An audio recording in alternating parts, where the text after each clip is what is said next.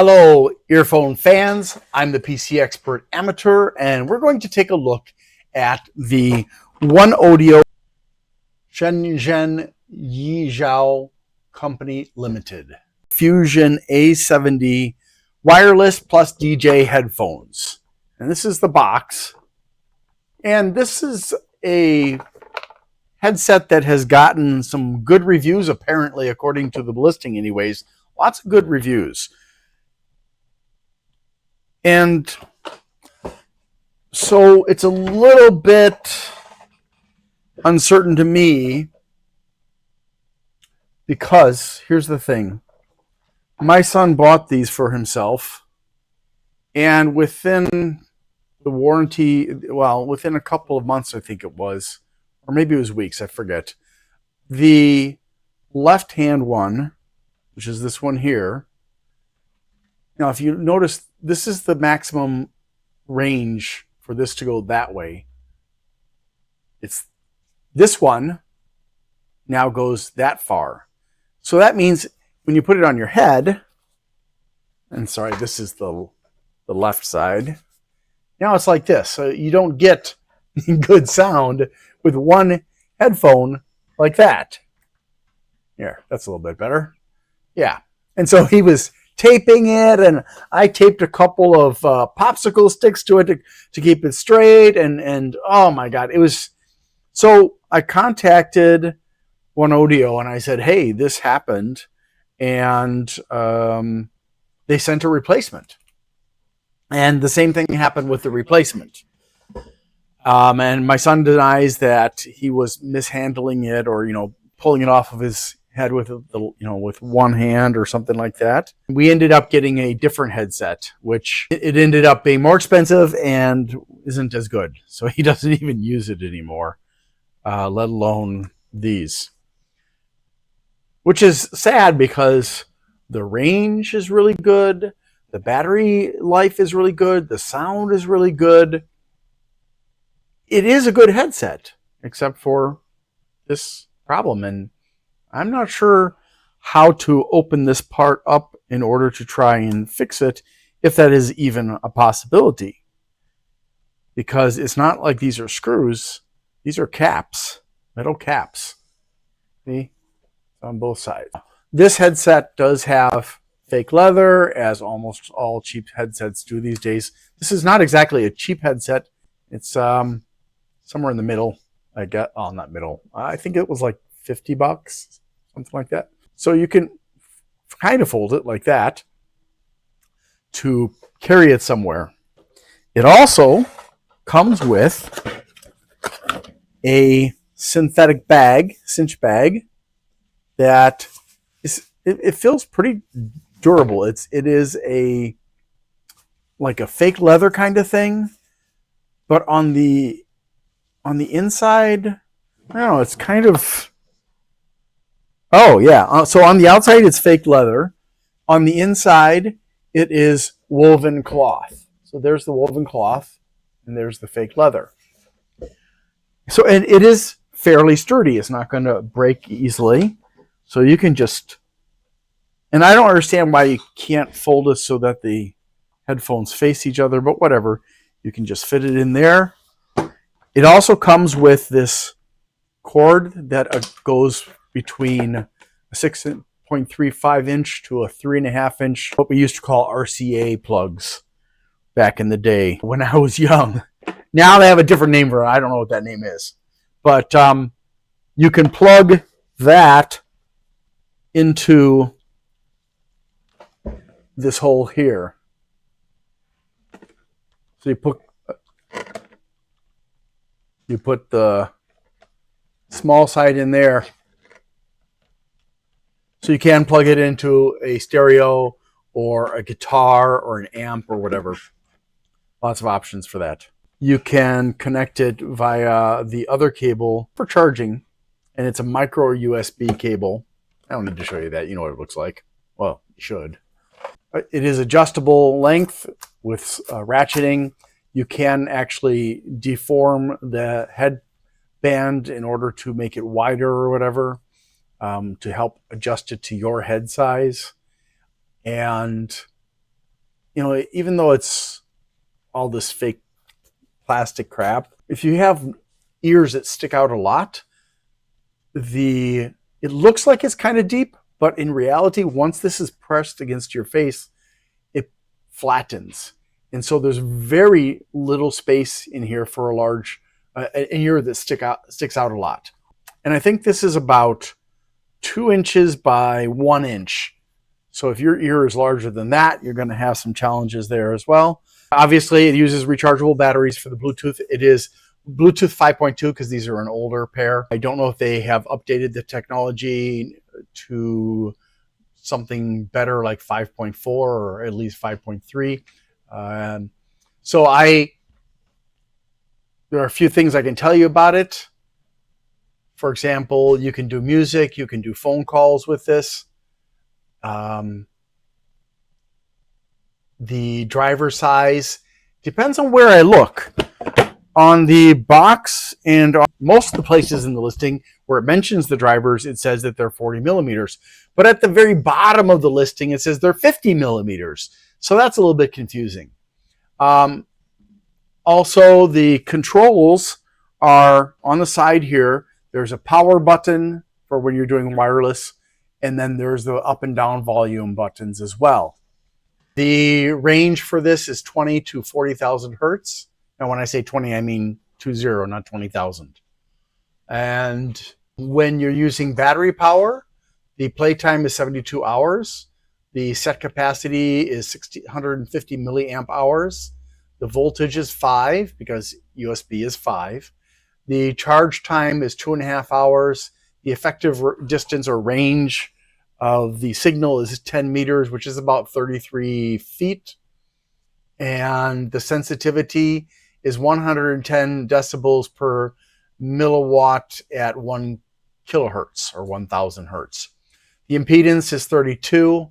It has certifications for CE.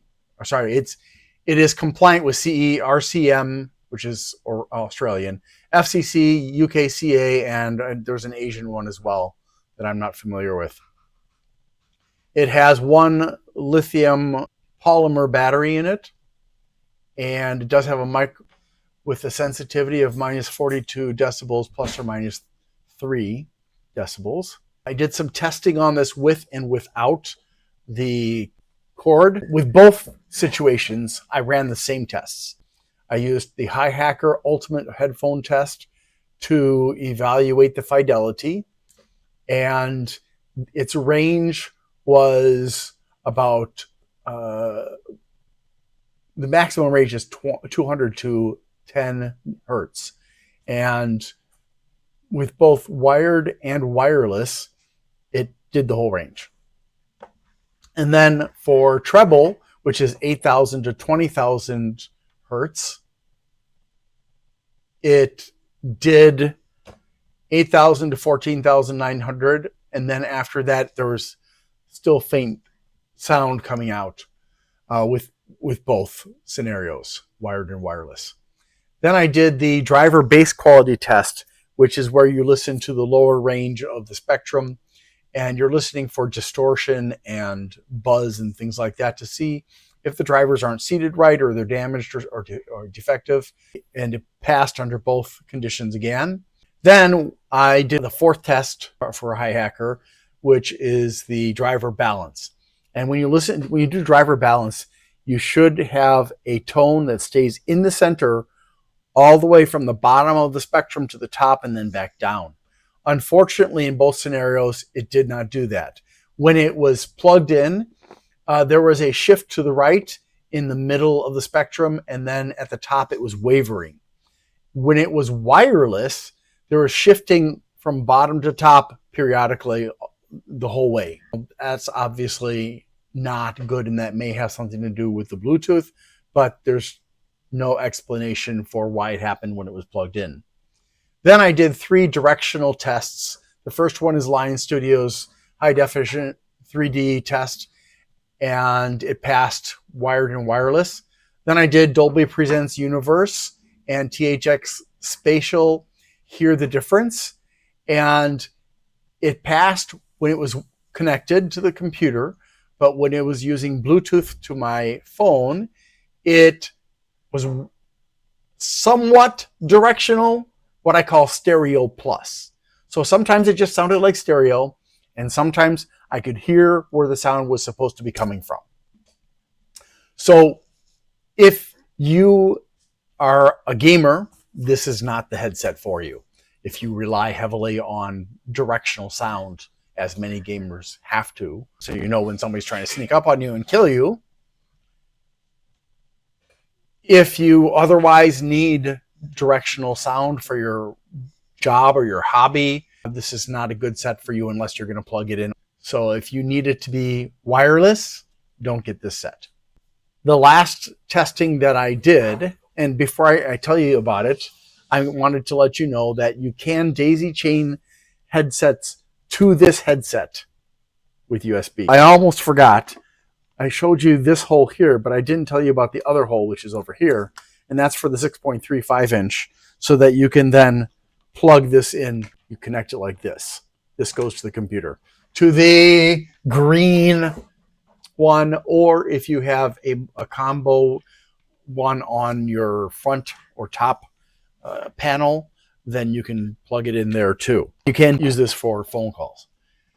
So the last thing that I did was I wanted to discover what kind of a range and strength that this headset has on the Bluetooth battery system.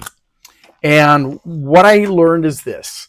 When I did a line of sight test, I put my phone right down here on the desk and paired them, and then I started walking, and I was able to get all the way to the other end of our apartment, which is about 40 feet.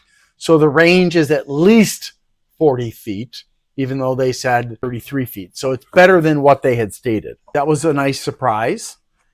Then I did the second part of the test, which is I want to find out how far from my phone I could get with the headset with barriers being in the way.